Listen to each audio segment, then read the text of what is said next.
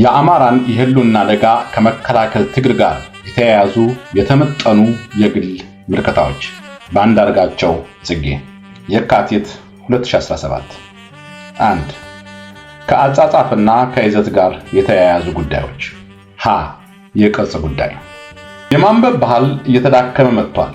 በመሆኑም ሰፊ ትንታኔ የሚጠይቁ ጉዳዮችን በአጭሩ ጨምቆ ማቅረብ እንደሚያስፈልግ ተረድቻለሁ።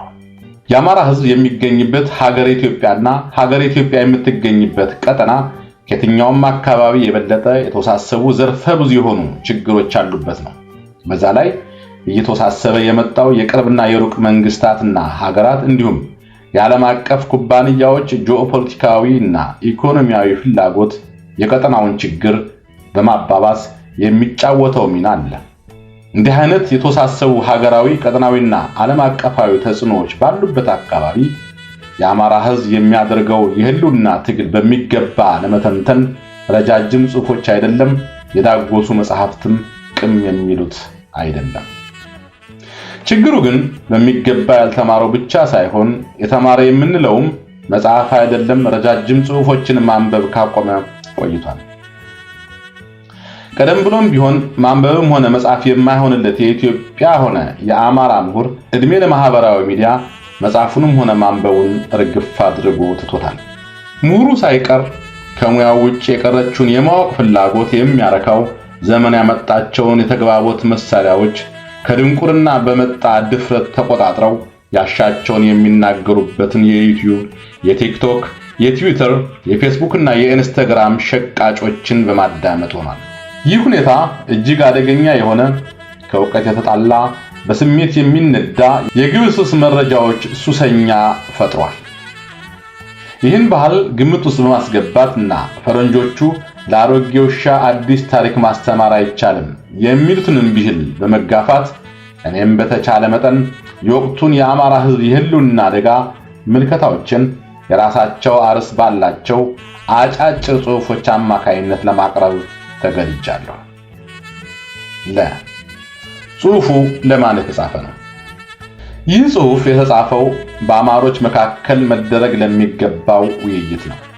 የታሪክና የግል ህይወት ምጸት በሚመስል መልኩ እነዚህን ቃላቶች የዛሬ 32 ዓመት የአማራ ህዝብ ከየት ወዴት በሚል ርዕስ ባሳተምኳት ትንሽ መጣጥፍ ውስጥ በገጽ 5 መጨረሻ ላይ መገኘታቸው አስገርሞኛል። የዚህ ጽሑፍ ዓላማ አንድና አንድ ብቻ ነው።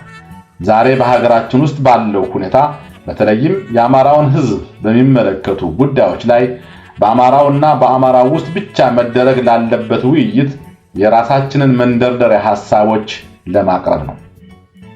በዚህ ጽሑፍ ላይ አማራ ያልሆኑ አስተያየት ቢሰጡበት ማስቆም አይቻልም።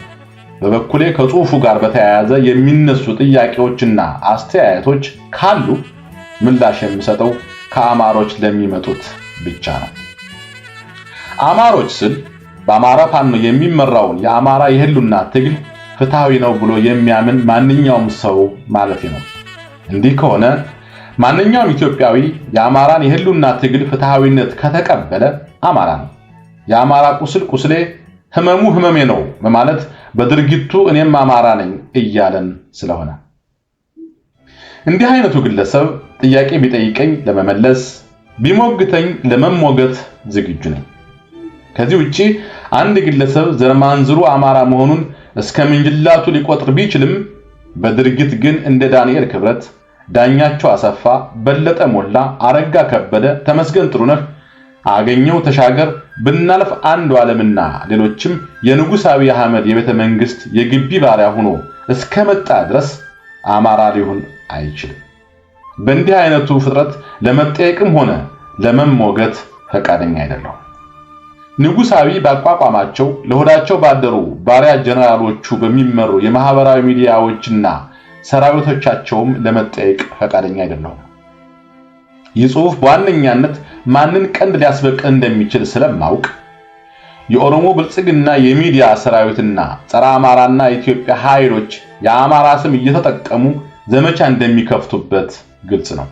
እንደተለመደው የኢትዮጵያ ሕዝብ በተለይም ደግሞ የአማራ ሕዝብ ድሃ እንጂ ደደብ አይደለም በሚል የሕዝብ መተማመን ላይ ቆሜ እውነትን በድፍረት መጻፍ ግድ የሚል ሆኖ አግኝቼዋለሁ።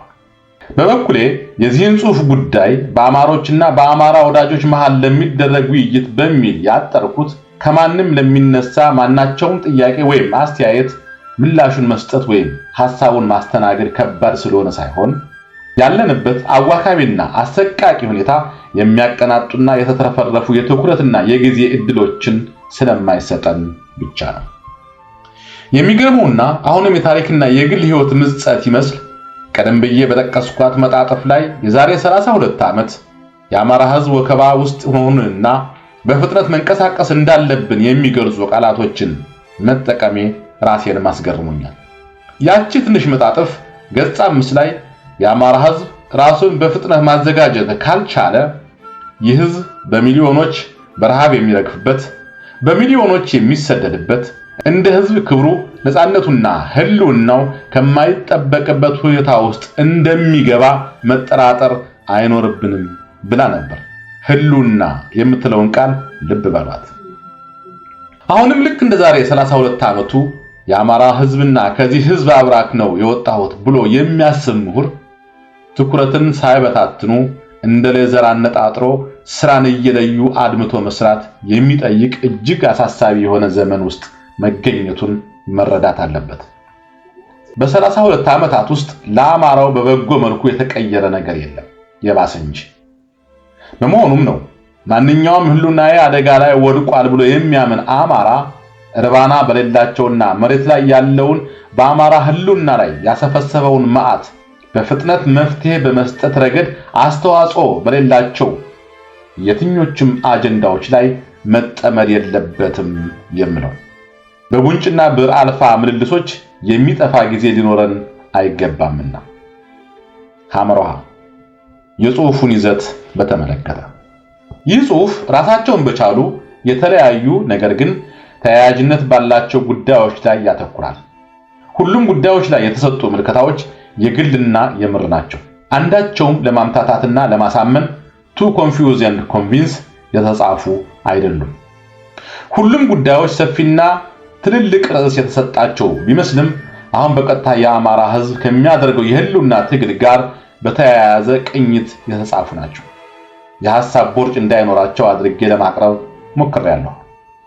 የጽሑፉ ይዘት መጪው ዘመን ለአማራ በሚል አጭር የወቅታዊ ሁኔታዎች ግምገማ ይጀምራል። የአማራ የህልውና ትግል የአማራ ታጋዮች የጋራ ግንዛቤ ምን መሆን እንዳለበት ይጠቁማል።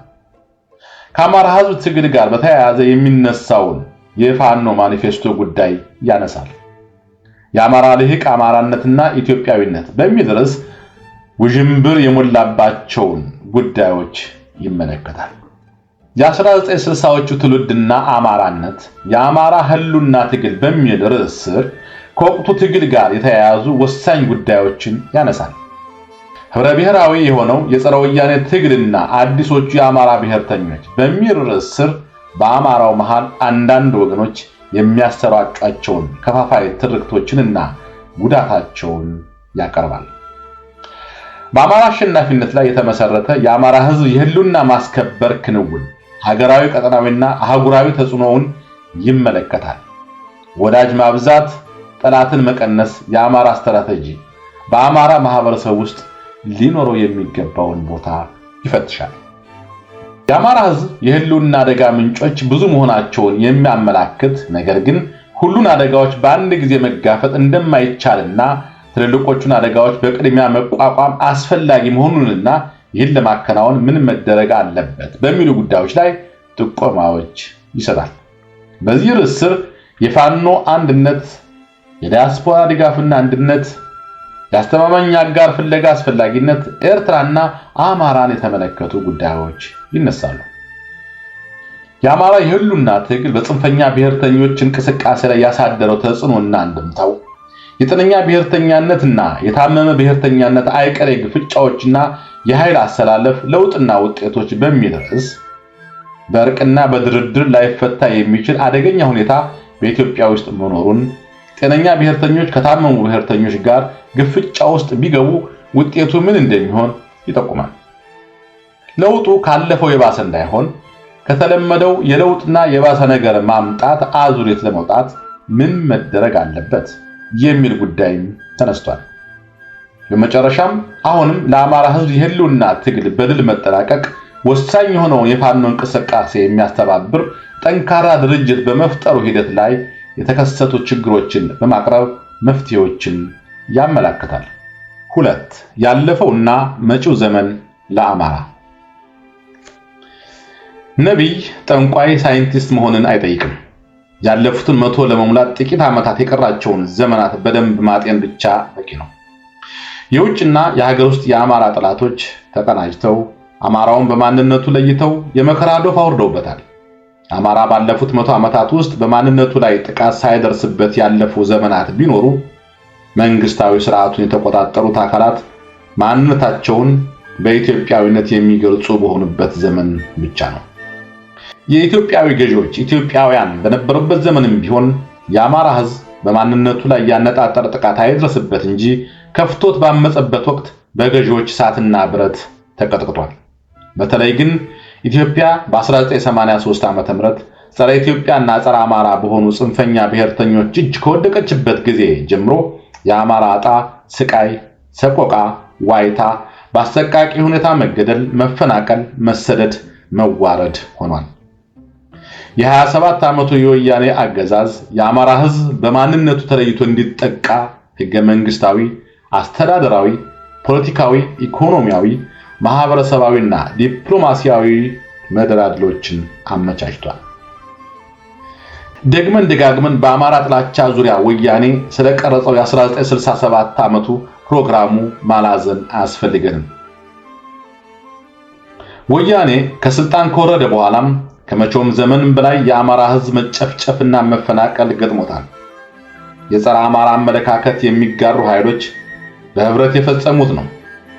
ሆኖም ግን አሁን የአማራ ሕዝብና ወንድሙና እህቱ የሆነው የትግራይ ሕዝብ ያሉበትን አስተቃቂ ሁኔታ ግምት ውስጥ አስገብተን ወደ ኋላ እየተመለስን መካሰሱ ለማንም እንደማይበጅ ማወቅ አለብን። የትግራይ ሕዝብና የአማራ ሕዝብ ዛሬ የሚገኙበት በህልውና ስጋት በሰቆቃና በስቃይ የተሳሰረ የጋራ ዕጣ ቀድሞም በታሪክ፣ በባህል፣ በቋንቋ፣ በእምነት የተሳሰሩትን ያህል ተመሳሳይ መሆኑን እያየን ነው። በበኩሌ ከወያኔ ጋር በተያያዘ የአማራ ሕዝብ ያለፈበትን እጅግ አሳዛኝና በመከራ የተሞላ ምዕራፍ ለታሪክ ጸሐፊዎችና የተረጋጋና ጤነኛ የፖለቲካ አየር ለሚሰፍንባት የሂሳብ ማወራረድ ዘመን ከመተው ውጪ አማራጭ ያለን አይመስለኝም። በትንሹም ቢሆን በጥቅምት 2021 በ5 ክፍል በተከፋፈለ የፌስቡክ ጽሑፌ ሂሳብ ሲወራረድ ከአማራ ልሂቅ ይልቅ ዕዳ ያለበት የትግራይ ልሂቅ መሆኑን በሚገባ ማሳየት ችያለሁ። ይህን አንብቦ አሉላ ሰለሞን ሳይቀር እውነት ነው የሚል ዳርዳርታ ያለው ንግግር ሲናገር ሰምቻለሁ። መጪው ዘመን ለሁለቱም ህዝቦች ያረገዘው አደጋ ካለፈው የባሰ ነው። ይህ በጋራ የዘመናት ባህልና ሴት መተሳሰር ብቻ ሳይሆን በመጪው አስከፊ ዘመን የጋራ ዕጣ ጭምር መተሳሰራችንን መቀበልና መናገር የአንድ ወገን የአማራ ብቻ ስራ መሆን አይኖርበትም። አማራው ይህ የገባው ይመስላል። ፋኖች በእስር ቤት ያገኟቸውን 16 የትግራይ ወታደራዊ መኮንኖች ሁኔታዎችን አመቻችተው ወደ ትግራይ የላኩት ይህ ገብቷቸው ነው። የትግራይ ህዝብ እንደሚገባው የሚያጠያይቅ አይደለም። የትግራይ ልሂቅ ግን ይህን መረዳት ይችል ይሆን የሚለው ጥያቄ ምላሽ የሚያስፈልገው ነው። አማራውን በተመለከተ መጪው ዘመን በአደጋና መልካም ዕድል የተሞላ ነው። አደጋው አማራው እስከዛሬ ድረስ አይቶት የማያውቀው ጭፍጨፋ፣ እስራት፣ እንግልት፣ መፈናቀል፣ መሰደድ ሊያጋጥመው የሚችልበት ዕድል እየጨመረ የሚሄድ መሆኑ ነው። ባለፉት 6 ዓመታት የአብይ አህመድ አገዛዝ ከመቼውም ዘመን ከፍቶ እንድናየው ያደረገ የአማራ ህዝብ እልቂት ምን እንደሚመስል አሳይቶናል። ያየነው እልቂት የአማራ ስቃይ ቅምሻ እንጂ በዘረኝነት የተለከፉት የአማራ ጠላቶች ለአማራው የደገሱለት ዋናው ድግስ አይደለም። ድግሱ ምን እንደሚመስል በሰሞኑ አብይ አህመድ አዲስ አበባን ጠቅልሎ ወደ መተከልና ወደ ወሎ እያማተረ የኦሮሞን ግዛት በዘር ማጽዳት ፍጅት ለማስፋት እየተዘጋጀ እንደሆነ በኦፌኮና በኦነግ ቃል አቀባዮቹ በኩል ነግሮናል። እንዲህ አይነቱን የአብይ አህመድ ትልም ያበደና አገር መምራት የተሳነው የአንድ ሰው የእውር ድንብር ጉዞ አድርጎ ማየት ትልቅ ስህተት ነው። በሐሰት ትርክትና በአማራ ጥላቻ አእምሯቸው የተቃወሰ አክራሪ የኦሮሞ ልሂቃን በሙሉ የሚጋሩት ነው። ጥላቻን የፖለቲካ ነዳጅ አድርገው የግል ስልጣንና ጥቅም ማስጠበቂያ ያደረጉት ጽንፈኞች ከዚህ የተለየ ነገር ማሰብ ይችላሉ ብሎ መቃጀት አያስፈልግም። እነዚህ ኃይሎች በህግና በሰላማዊ ድርድር ከአማራ ጀርባ ላይ ይወርዳሉ ብሎ ማሰብ የኔ ትውልድ ከፈጸመው ጥፋት የከፋ በአዲሱ የአማራ ትውልድ የሚደገም ትልቅ ታሪካዊ ጥፋት ይሆናል። የአማራ የህልውና አደጋ ዋናው መመከቻ የአማራ ህዝብ ክንድ ብቻ ነው። ስልጡን ፖለቲካ የሚባል ነገር በማይታወቅበት ሀገርና ቀጠና የፖለቲካ ጉልበት ገና ለዘመናት የጥሬ ጉልበት ውጤት ሆኖ በሚቀጥልበት ሀገርና ቀጠና አማራ ትጥቁንና አንድነቱን አላልቶ ህልውናውን ከቶውኑ ማስከበር እንደማይችል መታወቅ አለበት። መልካም አጋጣሚ ሊሆን የሚችለው ነገር አንድ ነገር ብቻ ነው። የአማራ ህዝብ የተደቀነበትን አደጋ መረዳቱ። ይህን አደጋ ለመቀልበስና መሳሪያ ያነሱበትን ኃይሎች ለመከላከል እንደ ህዝብ መሳሪያ ማንሳቱና የመሳሪያ ጉልበቱ በከፍተኛ ደረጃ ላይ የደረሰ መሆኑ ነው። ይህ መልካም አጋጣሚ የበለጠ እንዲጎለብት የጎደሉት በርካታ ነገሮች መሟላት ይገባቸዋል። ፋኖ ብቻ አይደለም፣ በሚሊዮኖች የሚቆጠር አማራ እንደ አንድ ወታደር በጋራ ካልቆመ፣ እንደ አንድ ወታደር የአማራ የህልውና አደጋ ግዙፍነት የተረዳ ንቃተ ህሊና ከሌለው፣ ይህን ግዙፍ አደጋ የሚመጥን ጠንካራ መሪ ድርጅት ከሌለው፣ አንድ ወጥ የሆነ የረቀቀ የፖለቲካ ወታደራዊ ዲፕሎማሲያዊ ስትራቴጂና ታክቲክ ከሌለው ይህ የመልካም ዕድል ጅማሮ ሊጨናገፍና የተፈራው ከፍተኛ የህልውና አደጋ እውን ሊሆን ይችላል። 3. የአማራ የህልውና ትግል የአማራ ታጋዮች የጋራ ግንዛቤ። የአማራ የህልውና አደጋ እንዲህ በቀላሉ በዋዛ ፈዛዛ የሚቃለል እንዳልሆነ መታወቅ አለበት። አማራን ስትራቴጂያዊ ጠላታቸው አድርገው የሚያዩ ዓለም አቀፍ ቀጣናዊና ሀገራዊ አካላት አሉ። እነዚህ አካላት ከፍተኛ ሀብት፣ ወታደራዊ ጉልበት፣ ስነልቦናዊ ዝግጅት አላቸው። የአማራ ህዝብ ትግል ይመለከተኛል የሚል ማንኛውም አካል እነዚህ አካላት እነማን ናቸው የሚለውን ጠንቅቆ ማወቅ ይኖርበታል። ማወቅ ማለት ግን በሚዲያ የመናገር ወይም ጽሑፍ ጽፎ ማሰራጨት የሚችልበት አጋጣሚ በተፈጠረ ቁጥር ነጋጠባ የአማራ ጠላቶች እነዚህ ናቸው እያሉ ማንባረቅ ማለት አይደለም። አሁን የአማራ ህዝብ የሚገኝበትን የህልውና አደጋና የመከላከል አቅሙ ደረጃ በቅድሚያ አንድ ነገር ላይ ብቻ እንዲያተኩር ያስገድደዋል። የሀገሪቱን ታንክና ባንክ ተቆጣጥሮ በአማራ ህዝብ ላይ ከዚህ ዘመን በፊት ታይቶ በማይታወቅ ደረጃ የዘር ፍጅት እያደረሰበት ካለው የአብይ አህመድ አገዛዝ በላይ አማራ ጠላት የለውም። ከዚህ ጸረ አማራ አገዛዝ ጋር ለወዳቸው አድረው በተላላኪነት ከሚያገለግሉ የአማራ ክልል ከፍተኛ ባለስልጣናትና የአብይ አደግዳጊ ባንዳ ምሁራን በላይ ጠላት የለውም። በትግል ወቅት የጠላትነትም ሆነ የወዳጅነት ደረጃዎች መታወቅ አለባቸው። ሁለት እግር አለኝ ብሎ ሁለት ዛፍ እንደማይወጣ ሁሉ የተወሰነ ሰራዊት አለኝ ተብሎ ከዋናው ጠላት እኩል ሊወዳደሩ ከማይችሉ ጉልበት ሲደራጅ ልዩነትን በውይይት ወይም በድርድር መፍታት ከሚችሉ መለስተኛና አነስተኛ ጠላቶች ጋር ሁሉ ኑ ግጠሙኝ የሚል መልእክት ማስተላለፍ አደገኛ እንደሆነ መታወቅ አለበት።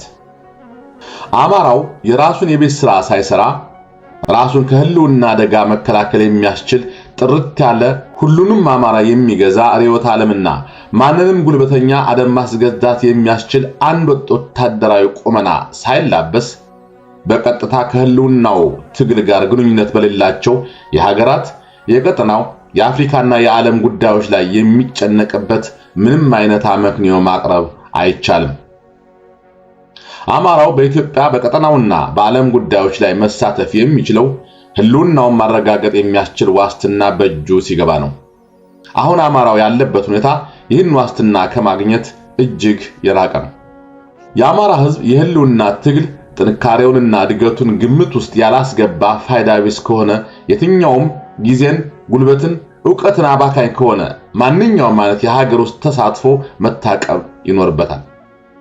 አማራ ይህን የሚያደርገው እንደ ሌሎች የሀገራችን አክራሪ ብሔርተኞች በጥላቻ ላይ የተገነባ ሌሎች በኢትዮጵያ ውስጥ የሚገኙ ማህበረሰቦችን ማቅረብ ስለማይፈልግ ወይም ኢትዮጵያ የምትባል ሀገር በትንቱና ቢወጣ ደንታ ስለሌለው አይደለም፣ ወይም ከሀገር ኢትዮጵያ ጋር ጠብ ስላለው እንዳልሆነ መታወቅ አለበት። ይህን ሀቅ እያወቁ አማራ ዝንጀሮ መጀመሪያ መቀመጫዬን አለች በሚል ትክክለኛ ብሂል በመመራት እንደ ህዝብ ሊያጠፋው የመጣውን ማንኛውንም ጸረ አማራ ኃይል መመከት የቅድሚያ ተግባሩ ስላደረገ አማራ ስለሌሎች ኢትዮጵያዊ ወንድምና እህቶቹ ደንታ እንደሌለው እንደ ሌሎች ጽንፈኛ ብሔርተኞች ኢትዮጵያን ለማፍረስ የሚንቀሳቀስ አድርገው ለሚስሉት የትኞቹም አካላት ምላሽ በመስጠት ጊዜውን በማጥፋት በተከላካይነት ስሜት መቆም የለበትም። ይህን አስተያየት በአማራው ላይ መሰንዘር የጀመሩት በምንጅላት ታሪካቸው የባንዳዳ ያለባቸው ጸረ ኢትዮጵያ ኃይሎች መሆናቸው መገንዘብ ተገቢ ነው። አማራ ማንነቱን የሚያውቅ በራሱ የሚተማመን በኢትዮጵያ ውስጥ ላሉ የትኞቹም ማህበረሰቦች ሆነ ለኢትዮጵያ ጥላቻ የሌለው ስልጡን ህዝብ ነው። ጽንፈኛ ብሔርተኞች ዘመናትን ያስቆጠረ በህግ በባንክና በታንክ ያሰራጩት የአማራ ጥላቻ በተዘራባት ኢትዮጵያ ዛሬ አብዛኞቹ ኢትዮጵያ ማህበረሰቦች የአማራ የህልውና ተጋድሎ መሳካት የነሱ የህልውና ዋስትና እንደሆነ የተረዱበት ሰዓት ላይ መድረሳቸውን አማራው ተገንዝቧል። ይህ ሀቅ በአማራነቱ ተደራጅቶ የሚያደርገውን ትግል ለማንኳሰስ ለሚፈልጉ የአማራ ሆነ የሌሎች ብሔረሰብ ልሂቃን የአማራ ታጋዮች መልስ መስጠት የሌለባቸው እንደሆነ የሚያሳይ መረጃ ነው። ሙያ በልብ ነው እዚህ ላይ ይሰራል። አማራ ራሱን ሳያድን ኢትዮጵያ እንደማትድን አውቆ ያለምንም መሳቀቅ በሙሉ ልባምነት ራሱን ለማዳን ማድረግ የሚገባውን ሁሉ ማድረግ ይገባዋል። ዓለም የሚያውቀው ሀቅ አማራ ለዘመናት ተጠናክሮ የቀጠለውን የጥላቻ ትርክትና የማያቋርጥ ጥቃት ምክንያቱ አማራ ሌላ ወንጀል ኖሮበት አይደለም።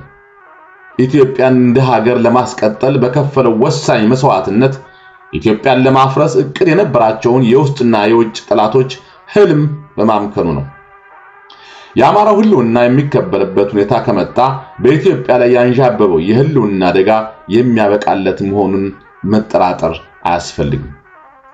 ፀሐይ የሞቀው ሀቅ ዛሬ ኢትዮጵያ ለምትገኝበት ትልቅ ምስቅልቅል ዋናው ምክንያት ከዚህ ምስቅልቅል በዋነኛነት ሊታደጋት ይችል የነበረው የአማራ ህዝብና ልሂቅ ጸረ ኢትዮጵያና ጸረ አማራ ኃይሎች በሰሩት የሚያስገርም የፖለቲካ ሰርጀሪ በሀገሪቱ ፖለቲካዊ፣ ኢኮኖሚያዊ፣ ማህበራዊ፣ ወታደራዊና ዲፕሎማሲያዊ ህይወት ውስጥ ሚና እንዳይኖረው መደረጉ ነው። ሁለንተናዊ አቅሙ እንዲቀጭ የተሰረበት በመሆኑ ነው። በዚህ ልዩ የፖለቲካ ቀዶ ጥገና አማራው እንኳን ለሀገር ለራሱ መቆም እንዳይችል ማድረጋቸው ነው። ትልቁ ጥያቄ እንደ ህዝብ እንዲቀጭጭ የተደረገ ህዝብ እንደ ህዝብ ወደ ትንሣኤ የሚወስደው ትክክለኛና ፈጣን መንገድ የትኛው እንደሆነ መለየት ነው።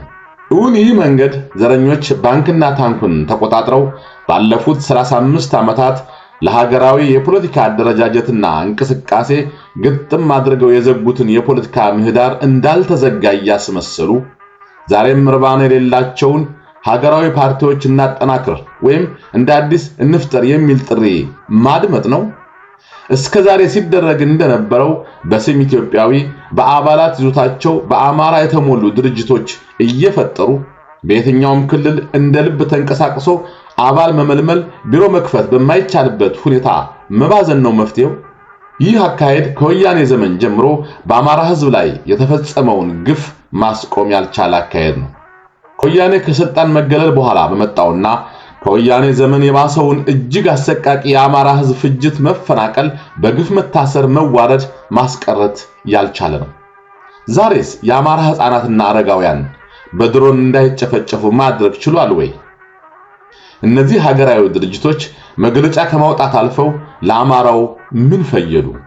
እንደ ኢዜማ አይነቶቹ በአማራ ህዝብ ደምና አጥንት ላይ ህልውናቸውን የመሰረቱ የፖለቲካ ድርጅቶች ከአብይ አገዛዝ ጋር ተደምረው አማራን የሚጨፈጨፍ ህግ አብይ ሲያወጣ የድጋፍ ድምጻቸውን አልሰጡምን? ዘመኑ የሚጠይቀው አካሄድ ማንኛውም የአማራ በተለይ እንደ ኢዜማ ከመሰሉ በአማራ ልቂት ከኦሮሞ ብልጽግና እኩል ተጠያቂ የሆኑ መሪዎች ካሉት ድርጅት መልቀቅ፣ የአማራን ትግል በአማራነቱ ተቀላቅሎ ማገዝ ነው። በሌሎችም ሀገራዊ ድርጅቶች ውስጥ የሚንቀሳቀሱ አማሮች ሆድ ሲያውቅ ዶሮ ማታ የሚለውን የአማራ ተረት ልብ ሊሉ ይገባል። ሰልፋቸውን ከአማራ የህልውና ትግል ጋር በማሳመር ብቻ ነው የሀገራዊ ፖለቲካ ህልማቸውን ማሳካት የሚችሉት። በኢትዮጵያ ውስጥ ማንም ዜጋ እንዳሻው እንዳይደራጅ በዘረኞች የተዘጋውን የፖለቲካ ምህዳር መክፈት የሚቻለው አማራው የህልውናውን አደጋ ለመቀልበስ በሚያደርገው ትግል ብቻ ነው። ሌላ አማራጭ የለም። የዚህ ትግል አደረጃጀት ለመንቃት፣ ለመደራጀት፣ ለመታጠቅ ምቹና ፈጣን ዕድል የሚሰጠው አማራዊ አደረጃጀት ብቻ ነው። ፖለቲካ የሚሆኑ ወይም የሚተገበሩ ነገሮች ጥበብ ነው የሚባለውን ከብዙ የፖለቲካ ተሞክሮዎች ላይ ተመስጦ የተቀመረውን አባባል የሚረዳ ማንኛውም አማራ ትክክለኛው አማራጭ በአማራነት መደራጀት እንደሆነ ሊስተው አይገባም። ይህ ሀቅ ነው የአማራን የህልውና ትግል አገር አፍራሽ፣ ዘረኝነት አባባሽ አድርገው የሚያዩ አካላት ከተሳሳተ አመለካከታቸው ታርመው አማራ ለህልውና መከበር የሚያደርገውን ትግል በሙሉ ልባቸው እንዲደግፉት ግዴታ የሚጭንባቸው። ይህን ሀቅ በተለይ ለአማራው ከዛም ለኢትዮጵያ እናስባለን የሚሉ ሌሎች ዜጎች በሙሉ ሊያጤኑት ይገባል። 4. የአማራ ትግልና የፋኖ ማኒፌስቶ። በተደጋጋሚ አማራ የትግል ማኒፌስቶ የለውም የሚለው ጉዳይ ይነሳል። አዎ የለውም። ይህ ማለት ግን ሁሉም በሀገር ውስጥና ከሀገር ውጭ የሚገኙ የፋኖ ቡድኖች ማኒፌስቶ መጻፍ ተስኗቸዋል ማለት አይደለም። እጅግ በርካታ ማኒፌስቶዎች ተጽፈዋል። ማኒፌስቶ መጻፍ በጣም ቀላል ነገር ነው። በተለይ የአማራ ህዝብ የትግል ማኒፌስቶ። የጎጃሙ የፋኖ አመራር አባል የሆነው አርበኛ አስረስ እንዳለው በቀን 5 ማኒፌስቶ መጻፍ ይቻላል። አርበኛ አስረስ 2 አይነት ማኒፌስቶዎች እንዳሉ ገብቶታል። እየተፈለገ ያለው ማኒፌስቶ ዝርዝር የፖለቲካ ፕሮግራምና ፖሊሲዎች እንዴት በተግባር ሊተረጎሙ እንደሚችሉ የሚያሳይ ለምርጫ እየተዘጋጁ ያሉ ፓርቲዎች የሚያቀርቡት አይነት ሰነድ አይደለም። ይህ አንዱ አይነት ማኒፌስቶ ነው። ይህ አይነት ማኒፌስቶ የሚዘጋጅበት ሁኔታ የተለየ ነው። ማዘጋጀቱም ዝርዝር ጥናት የሚጠይቅ፣ ሰነዱም በጣም ብዙ ዝርዝር ነገሮች ያካተተ ነው። ሌላው ማኒፌስቶ በጣም ጥልቅ ጉዳዮችን የሚያነሳ ነው። የድሮው አብቅቶለት በአዲስ አተያይ በአዲስ አካሄድ ወደ አዲስ ዘመን የሚወስድ ነገር መምጣቱን የሚያበስር ጥቅል የሆነ መነሻና መድረሻን የሚያመላክት ማኒፌስቶ ነው። አንዳንድ ማኒፌስቶዎች ጥቅል ሆነውም ረጅም ሊሆኑ ይችላሉ። ዝነኛውና በ1848 በካርል ማርክስና በፍሬዴሪክ ኤንግልስ የተጻፈው የኮሚኒስት ማኒፌስቶ እንደዚህ አይነት ነው። በትንሽ መጽሐፍ መልኩ የተሰነደ ነው። ይህ የሆነው ሰፊ የንድፈ ሐሳብ ይዘት ስለነበረው ነበር። አንዳንድ ማኒፌስቶች ደግሞ በጥቂት ገጾች ብቻ የሚጠቃለሉ ናቸው። ሱራሊዝም የሚባለው በ1924 አዲሱን የምስል አሳሳል ፈለግና ንድፈ ሐሳብ ለማመላከት የተጻፈው ሰነድ 6 ገጾች ርዝመት ነበረው። በተግባራዊ ፖለቲካ በስፋት የሚታወቀው በሩሲያው ንጉሠ ነገሥት በኒኮላስ ሁለተኛው ተፈርሞ በ1907 ዓመተ ምህረት የታተመው የጥቅምቱ ማኒፌስቶ በሚባል የሚታወቀው ሰነድ ብዙ መሰረታዊ የፖለቲካ ቁም ነገሮች አካቶ በአንድ ገጽ ተኩል ላይ ብቻ ያረፈ ነበር። ንጉሠ ነገሥት ኒኮላይ የሀገሩን ፖለቲካ ለመቀየር የሚወስዳቸውን አዳዲስና ጥቅል እርምጃዎችን የሚያመላክት ሰነድ ነው። ዝርዝር ውስጥ አይገባም። የአማራ ሕዝብ ካለበት የፖለቲካና በተለይ ወታደራዊ አቅም ደረጃ ሲታይ ዝርዝር ውስጥ የሚገባ ማኒፌስቶ አያስፈልገውም። በጥቅሉ ትግሉን ምን እንደቀሰቀሰው፣ ትግሉ በየት አልፎ የት መድረስ እንደሚፈልግ የሚያመላክት ሊሆን ይችላል።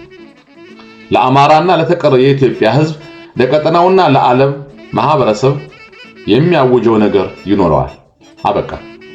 በጣም ዝርዝር ውስጥ የሚገባ ማኒፌስቶ የውጭ አካላት ጋር ቀርቶ በፋኖች መካከል ስምምነት እንዳይኖር የሚያደርግ ነው።